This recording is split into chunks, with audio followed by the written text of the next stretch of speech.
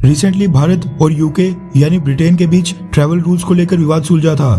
Britain ने भारतीय travellers के ऊपर क्वारंटीन और मल्टीपल कोविड टेस्ट की कई सारी रिस्ट्रिक्शंस लगाई थी और कोविशील्ड वैक्सीन जो एस्ट्राजेनेका वैक्सीन का इंडियन वेरिएंट है उसको अपने देश में अप्रूवल देने से मना कर दिया था।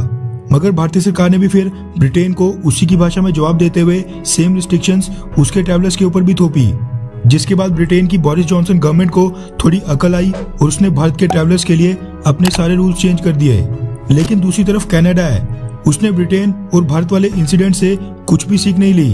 और बेवजह भारतीय ट्रैवलर्स को परेशान करने की कोशिश कर रहा था। लेकिन सामने तो सेम वही मोदी सरकार है जिसने ब्रिटेन को अपने ट्रैवलिंग रूल्स बदलने पर मजबूर कर दिया था। भारतीय सरकार ने कनाडा को भी उसी की भाषा में जवाब देने का फैसला किया है।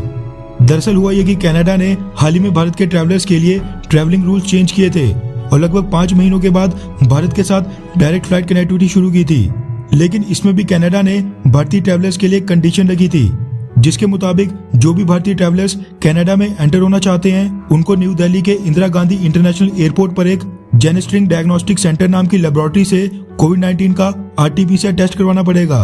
कनाडा की गवर्नमेंट के मुताबिक वो भारत की बस इसी एक लैब के कोविड-19 टेस्ट रिपोर्ट को वैलिड मानते हैं। उन्होंने भारत में बस एक यही लैब अप्रूव की है जो कि है इंदिरा गांधी इंटरनेशनल एयरपोर्ट के 4th फ्लोर के ऊपर।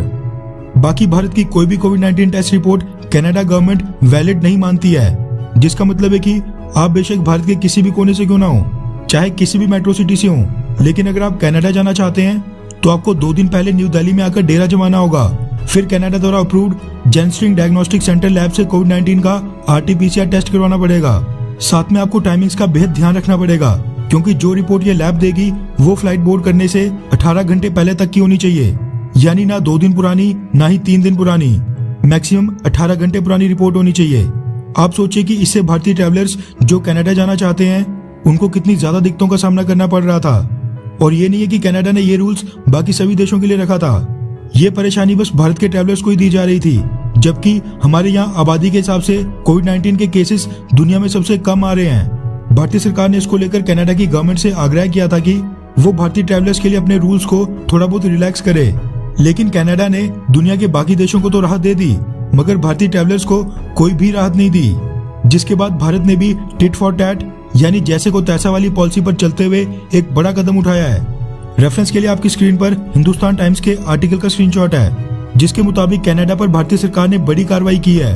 रिपोर्ट्स के मुताबिक भारतीय सरकार ने दुनिया भर के ट्रैवलर्स के लिए 30 दिन की वैलिडिटी का short term tourist visa announce किया है, जिसकी मदद से दुनिया भर के ट्रैवलर्स 15 नवंबर के बाद भारत में 30 दिनों के लिए आ सकते हैं। लेकिन पाकिस्तान जैसे कुछ गिने चुने देश ऐसे भी हैं जिनको इस ई वीजा फैसिलिटी से बाहर रखने का फैसला किया गया है। आपको जानकर हैरानी होगी कि भारतीय सरकार ने कनाडा को भी पाकिस्तान के साथ सेम इसी लिस्ट में रखने का फैसला किया है,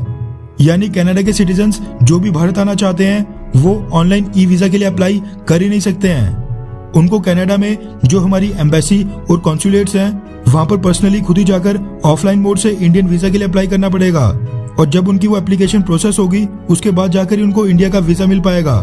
जो कि अपने आप में बेहद लंबा और हेक्टिक प्रोसेस हो जाता है। रिपोर्ट्स के मुताबिक इंडियन गवर्नमेंट ऑफिशियल्स का कहना है कि जब तक कनाडा की गवर्नमेंट भारतीय ट्रैवलर्स के लिए टेस्टिंग रिस्ट्रिक्शंस खत्म नहीं करेगी तब तक कनेडियन ट्रैवलर्स के लिए भी ई वीजा फैसिलिटी बंद ही रहेगी।